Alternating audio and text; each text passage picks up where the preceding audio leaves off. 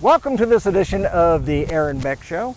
Standing with Aaron Beck and some action going on behind us. What's going on, Coach? Teaching some kids how to play football. George Young bought the rights to 12 Mighty Orphans, and we're making a movie. So really excited about that. They're going to be out here for the next few months, and our role in this is giving them a place to practice and teaching some kids who are actors how to play football. And then this thing will be shot in late October, November, out on the other side of Mineral Wells, I believe. So we're excited about it. It's going to be a lot of fun. Well, speaking of excited, you got to be excited about knocking off the #1 team. Man, I'll tell you what, it was a game that is a little bit different for All Saints. You know, kind of a defensive battle. All three phases of the game were successful. Defense set the tone. Special teams scored. Offense played defense when they needed to in the fourth quarter with a 19-play drive. That's typically about 4 drives for us, I think. And took right at 10 minutes off the clock and put Parrish in a tough spot at the end of the game. And, you know, we won't get into the officiating much. We'll just get into how we coach kids after officiating that could be questionable happens. And well, it's one of those things you don't have control over, and you just have to react to the situation and and come out on top. And we did. So the lessons in the entire game from start to finish were just fantastic. That's terrific. And you know, you talked about the success of all your teams, of all squads, and really your defense, I think, was the shocker. It certainly was to me and to the television crew, in that they stood up to what would normally be known as a really potent offense. I'm telling you. And they shut them down. Parrish has a great team, great quarterback, good coaching staff, and you know, being the #1 ranked team is probably something a little new for them over there, but how they've gone about putting that together has been impressive, and so our hats off to them. We may cross paths with them again. I don't want to think about that yet.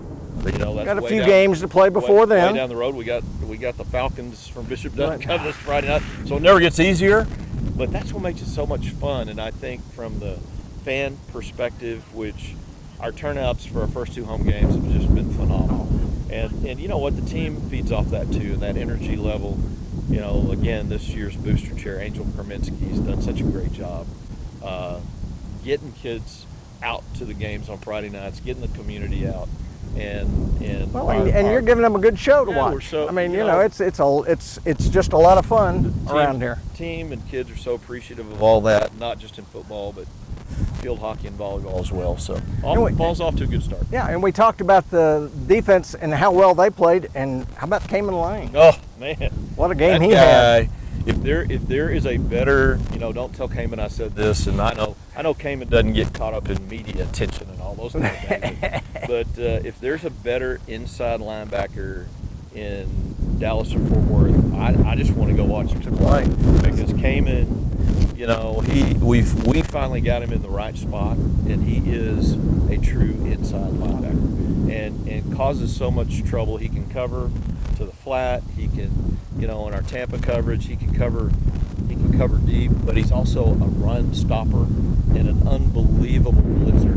And so he can come from all kinds of different directions. I promise you, the quarterback in Parrish was thinking about Cayman Lane all Friday night. So and Saturday and probably Sunday. Absolutely. And so talk about your nightmares. Oh my goodness. That on that interception return. I mean, 67-yard return through traffic is not your normal pick 6. No, and it's just, you know, we tell people, hey, the kid is fast. He's fast twitch. He can run, and he demonstrated. He showed that. You know, as a lot of kids did on Friday night. Elijah on his demonstrated a little speed and athleticism and score on his scoop and score, and you know, Hampton still, when Hampton gets to the second level, he's hard to deal with. Big, strong body, and then Jacob Matlock. He's our leading receiver and our leading rusher, and even when a play is a bust, that kid figures out how to, with his pad level, get us 2 to 3 yards where we're in a 2nd and 6 or a 3rd and 3 or 4. And a lot of those passing yards right now are really through the screen game, and it's really outside run game stuff for us. But couldn't be more proud of Jacob either.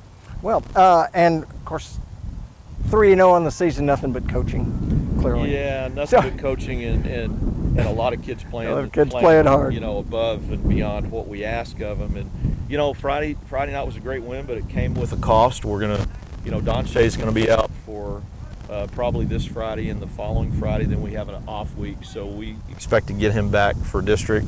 You know, Hampton, you know, really sacrificed his body Friday night as well. You know, did it for the win, and he's sore this week, so we'll see how this Friday rolls out for him. Got a kid who can step in pretty easily.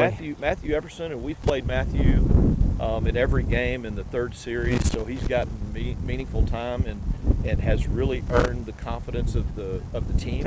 Exactly. And that's why we do it. So, you know, Matthew, you know, will get his chance before the season's over, and it's been fun for me because sometimes you got two quarterbacks in the same grade, that can be kind of dicey, but Matthew has been such a strong support of Hampton, and when it's Matthew's time, Hampton's been a really good extra set of eyes on the sideline for him. So watching those two guys form a friendship and a relationship that's really healthy makes our team better.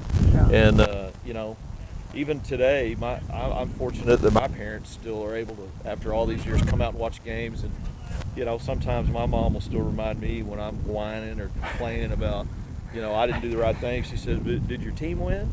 Well, yes, ma'am. Well, then shut up. You know, that's all you need to focus on is your team. And so I'm fortunate I grew up with parents that always kept my perspective correct. That's true. And I'm watching our team become a closer unit, you know, every week. Mm-hmm. And so, hey, there's no doubt in the schedule that we play along the way, there's going to be some more adversity. But again, that's just a chance for us to help make our team better. Well, speaking of closeness, we're going to meet a couple of players here in a couple of minutes, and it's going to be hard to get closer than twins. I'm telling you, and as a father of twins, to have a couple of sets of twins in the Brockmeyers and the Parishes, which you'll get to visit with in a minute. You know, skill sets in the brothers on the football field might be a little bit different, but what they mean to our program is the same. And that's when you talk about the Protect the Family moniker that we all wear on our wrist and the back of our shirts, and we've even got it on the orphans' wrists out here today. That's what it's all about. So having the Brockmeyers and the Parishes in together, I think, is pretty unique, pretty special, and just a little slice of what we are. Well, let's take a listen and meet the twins.